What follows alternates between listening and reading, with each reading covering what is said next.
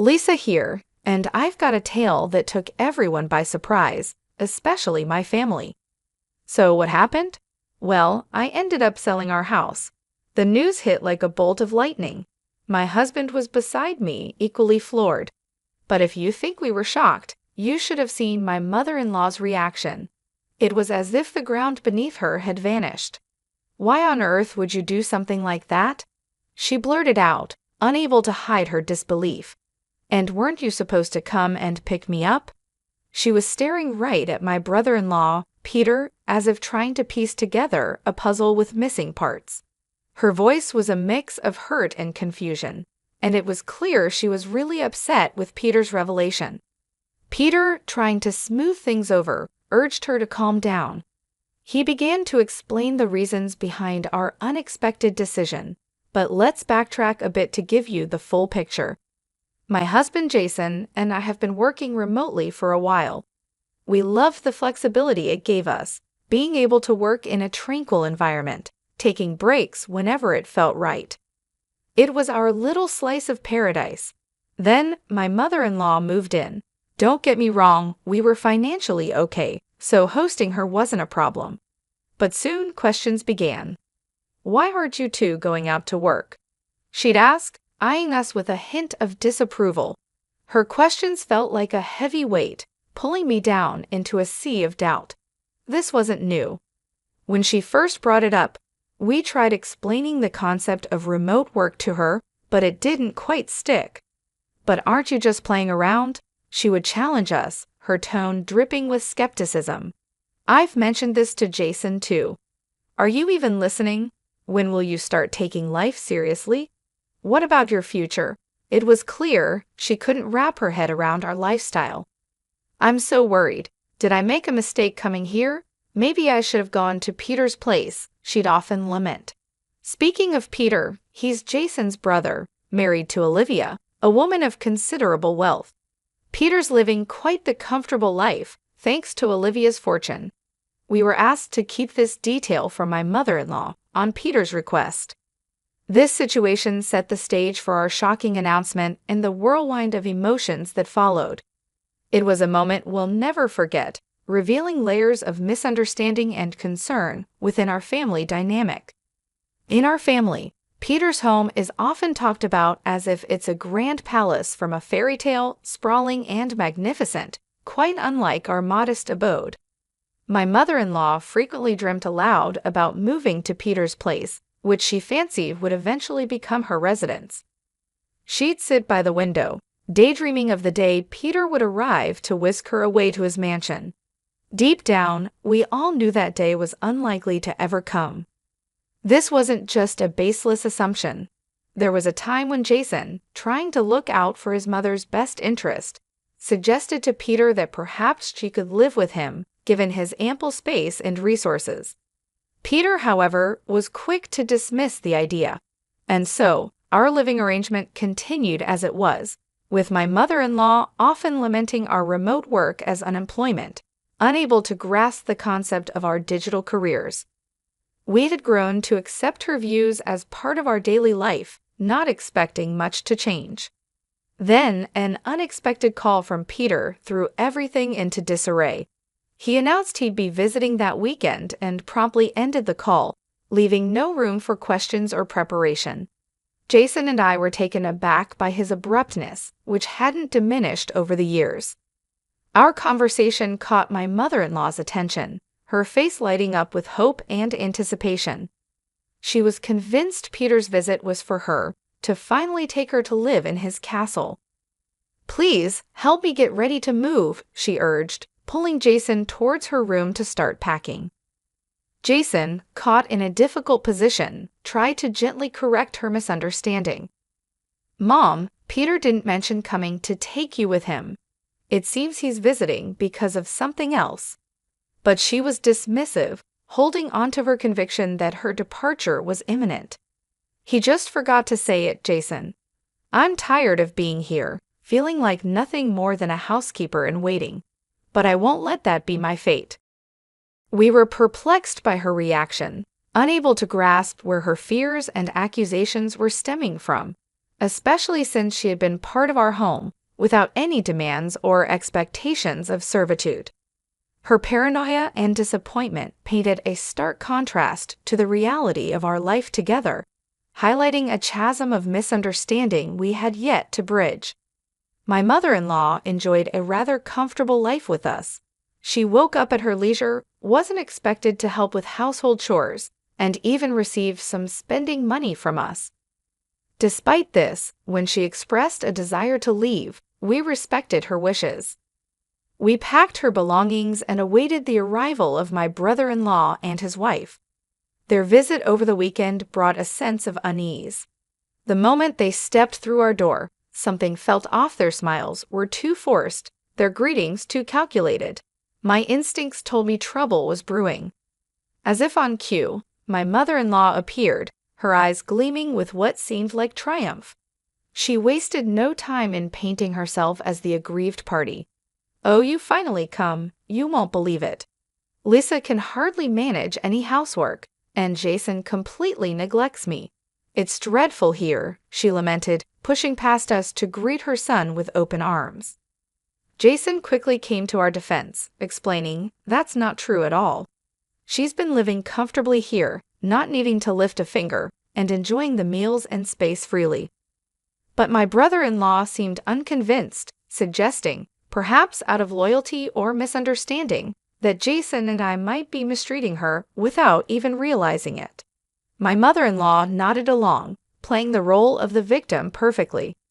Despite our frustration, Jason and I kept our cool and welcomed everyone to the living room for tea, trying to maintain a semblance of hospitality amidst the tension. The situation took an absurd turn when my mother-in-law demanded tea, acting as though it was outrageous that she might make it herself, especially in front of her visiting son. Her performance included tears, accusations, and an air of martyrdom that left me too shocked to even respond. After serving the tea, the atmosphere shifted abruptly when Peter revealed the real reason for their visit. "We've sold our house," he said, visibly uneasy. This bombshell left everyone stunned, but none more so than my mother-in-law, whose face fell at the news. "Why would you do such a thing?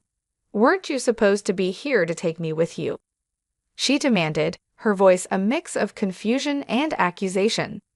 Peter attempted to soothe the situation, explaining their dire financial straits. The sale of their home had been a desperate measure to clear debts, and now, with no place to go, they were hoping to stay with us. This revelation changed everything, casting the day's earlier tensions in a new, sobering light. Peter shared with us, almost too casually, the reason behind his sudden visit. "I tried to start my own business, but it didn't take off. These things happen, right?" he said, managing to laugh off his predicament. Both Jason and I couldn't help but sigh deeply at his nonchalance. Despite the lighthearted way he spoke, the gravity of the situation was clear. "We just need a place to stay until we can find a new home. Please, we have nowhere else to turn," Peter pleaded, with his wife nodding in agreement beside him. Their faces were a picture of desperation. Faced with their plight, our initial frustration gave way to a reluctant understanding. Despite the complicated feelings swirling within us, the bottom line was they had no place to go. We agreed to let them stay, on the condition that it would be a temporary arrangement, lasting no more than a month. Peter, still in his oddly cheerful mood, agreed quickly and went off to prepare for their move. After their departure, the house fell silent, with my mother-in-law lost in thought. Jason and I wondered if she was still processing the shock of Peter's financial debacle. The next day, Peter and his wife's belongings arrived in droves, overwhelming us with their sheer volume. Where are we going to put all of this? We wondered aloud, facing a logistical nightmare. The idea of having to possibly sell some items or rent a storage unit was being seriously considered when my mother-in-law made a startling suggestion. "I've been thinking," she began, "having Peter here could secure our future. So why don't you two leave? You don't really contribute anything." Her words were sharp, and she specifically targeted me, suggesting that without me, there would be more room for Peter's belongings. She even went as far as to suggest that Jason and I should divorce to make space. Her proposal was shocking, and she looked expectantly at Jason for support. "What are you talking about?" Jason responded, his voice filled with disbelief at the turn of the conversation. However, before we could delve deeper into this outrageous suggestion, Peter and his wife walked in, greeted warmly by my mother-in-law. Despite the turmoil caused by her words, Jason decided to set the conversation aside for the moment and address the immediate issue of the clutter. Addressing his brother, Jason made it clear that the sheer amount of stuff was overwhelming. "You'll need to figure out what to do with all these things. Maybe sell some or rent a locker," he advised, trying to manage the situation as best as he could. Peter, however, didn't take well to this suggestion, showing a hint of annoyance. "These are important items. I can't just sell them. What if they get stolen or damaged in a locker? Are you going to be responsible for that?" This exchange highlighted the selfish streak in Peter, who seemed more concerned about his belongings than the strain their presence was putting on our living situation. Jason, trying to maintain peace, reminded him, "This is our home. It's only fair that you try to accommodate us while you're here. If the arrangements aren't to your liking, it might be best to find another place sooner rather than later." The conversation was abruptly interrupted by a shout from my mother-in-law, signaling another chapter in our ongoing domestic drama. In a moment that felt surreal, my mother-in-law made a declaration that took everyone by surprise. She boldly suggested that since Jason and I were apparently not content with Peter's situation, and what she perceived as our lack of contribution, it would be best if we left. According to her, we were nothing more than freeloaders, taking up space while Peter was attempting something ambitious with his business venture. Our remote work, she dismissed as mere idleness, an unnecessary presence in what she implied was her domain. The room fell silent, the words hanging heavy in the air. Jason and I exchanged looks of disbelief, unable to comprehend the audacity of her claims. Peter and his wife, Olivia, initially taken aback, quickly masked their surprise with smirks, seemingly warming up to the idea. "Yeah, that actually sounds like a good plan, Mom," Peter chimed in, with Olivia nodding in agreement. "It's a hassle finding a new place, so why not just stay here? Better yet, why don't you sell us this house? It would be much more convenient for us, especially since you seem uncomfortable with Lisa and Jason's presence." Their words struck us like a bolt from the blue, their audacity rendering us speechless. The notion of selling our home to them, on their terms, felt like a bizarre twist in an already strained conversation. My husband, gearing up to refute their outrageous proposal, was abruptly cut off by my mother-in-law, who seemed to take delight in the unity of Peter and Olivia's suggestion. She turned her triumphant gaze towards me, insinuating that a divorce would somehow validate their plan, allowing Jason to remain. Before I could muster a response, Jason's patience snapped. "How dare you speak like that? Lisa is not leaving," he asserted, his frustration boiling over. His outburst was met with a call for calm by my mother-in-law, who continued to press her point, insisting on the convenience of my absence. However, Jason had reached his limit. "You don't get it, do you? This is Lisa's house," he stated, a revelation that silenced the room. My mother-in-law, Peter, and Olivia were visibly shocked, their expressions frozen as Jason continued. "This is the home Lisa bought for us to start our life together." The air was thick with tension as the reality of the situation dawned on them. Our home, the very subject of their entitlement, was not theirs to claim or negotiate over. It was a testament to our shared life, our struggles, and our achievements, a place they had no right to challenge. In a moment filled with tension and disbelief, my mother-in-law challenged the reality of our household dynamics with a scoff, suggesting that traditionally, it should have been Jason, my husband, who took on the financial responsibilities of purchasing our home. Yet in our family, there were no such conventional roles.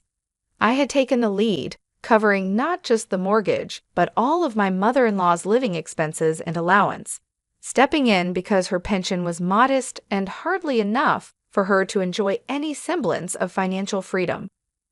Jason, with a look of frustration and disbelief, countered her outdated views, emphasizing that I had willingly shouldered these responsibilities to ensure her comfort and well-being. Despite his clear explanation, my mother-in-law laughed off the idea in disbelief, mockingly accusing me of spending my days idly and insisting that her allowance must be secretly funded by her own pension, given that, in her eyes, I couldn't possibly afford such generosity on my own. Her accusations escalated, boldly claiming that I was mishandling her pension and demanding that Jason divorce me on the spot, suggesting a future where he, along with Peter and Olivia, would be better off without my alleged deceit. Standing my ground, I refuted her baseless claims with tangible proof, my paycheck a testament to my success and independence. The document visibly shocked her and the others, silencing their unfounded allegations. I explained that not a penny of her pension had been touched for her living expenses since she moved in with us. If anything, it was her constant interference and unjustified demands that were the real issue, not my alleged incompetence or dishonesty. I stood firm, stating that if she found our arrangement so disagreeable, she was free to leave at any time. Jason, backing me up, addressed Peter and Olivia directly, reminding them that their stay was meant to be temporary and born out of necessity, not preference. His stern tone, a rare occurrence, visibly unnerved them, marking a clear boundary and expectation of respect within our home. Attempting to lighten the mood, or perhaps realizing the gravity of the situation, Peter made a flippant remark about the surprising amount I earned. Yet the undercurrent of tension remained, a clear reminder of the challenges and misunderstandings that had come to light, prompting a moment of reflection on respect, responsibilities, and the true meaning of family support. In a moment of unexpected warmth, Peter and his wife, Olivia, acknowledged the misunderstanding and misconceptions about me. "Maybe we could learn a thing or two from you," Peter said with a smile, suggesting that my business acumen was not only impressive, but also something worth emulating. Despite their newfound respect, my mother-in-law remained steadfast in her disdain, dismissing my contributions and insisting that both Jason and I were nothing more than obstacles in her and Peter's path to success. Her words were sharp, filled with a conviction that left us no choice but to confront the reality of our situation. "If that's how you see it, we'll find a new place to live," I said, the weight of our decision heavy in the air. "You'll have to manage the mortgage on your own. And remember, we won't be around to help if you find yourselves in over your heads." The thought of maintaining her lifestyle without our support seemed to strike a nerve with my mother-in-law, but her pride quickly overshadowed any signs of worry. As we stood firm in our decision, Peter and Olivia attempted to intervene, their earlier acknowledgement of my skills now mixed with panic at the thought of us actually leaving. However, my mother-in-law, ever determined, silenced their protests with a fierce glare and a challenge for Peter to prove himself as a future CEO by using her pension to start his own company. With her words echoing a finality, we decided it was best to sever our ties and move forward without them. In time, we transferred the house's mortgage to Peter's name and started anew, finding peace away from the constant criticism and unrealistic expectations. However, our respite was short-lived. One day, while settling into our routine in our new apartment, my mother-in-law's voice, now laced with desperation and regret, came through the phone.